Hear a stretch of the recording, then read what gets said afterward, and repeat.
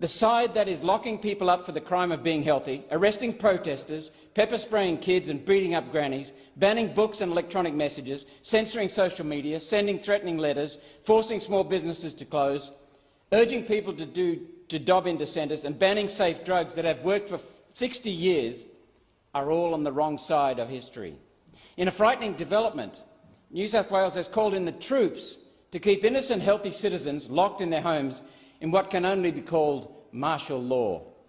Recent freedom marches showed what happens to citizens who exercise their democratic right to protest. People are demonised, hunted down. The media vilifies to discourage others from questioning the control state. If the government can decide who is free and who is not, then that is not freedom, and no one is free. A crisis will always be found to justify measures designed to protect the government, not the public. A crisis that is as easy to create as turning up the PCR test from 24 cycles up to 42, where a false positive is the most likely outcome, as has occurred. Actions such as these have created a crisis of confidence in government. And that, fellow citizens, is on the Senate. We are the House of Review. We're tasked with the duty to ensure honesty, transparency and accountability in the government of the day. We have failed in that solemn duty, our duty to our constituents.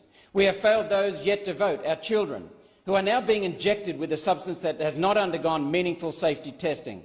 The Liberal, National and Labor parties have colluded to wave these measures through this place, reducing the Senate to the status of a dystopian echo chamber. Each new restriction, although met with rightful public opposition, has not led to a re-evaluation, but rather has led the government to crack down even further. The Morrison government is behaving like a gambling addict who loses a hand, and instead of admitting error and walking away, it doubles down. With troops now on the streets, it's frightening to contemplate where this will end. Everyday Australians are being deliberately demoralised to extract a higher degree of compliance. When COVID first arrived, there were few masks, and the experts and authorities told us masks were not necessary. Now those same medically ineffective masks are used to condition people to fear and obedience. Crushing resistance crushes hope, and without hope we have no future.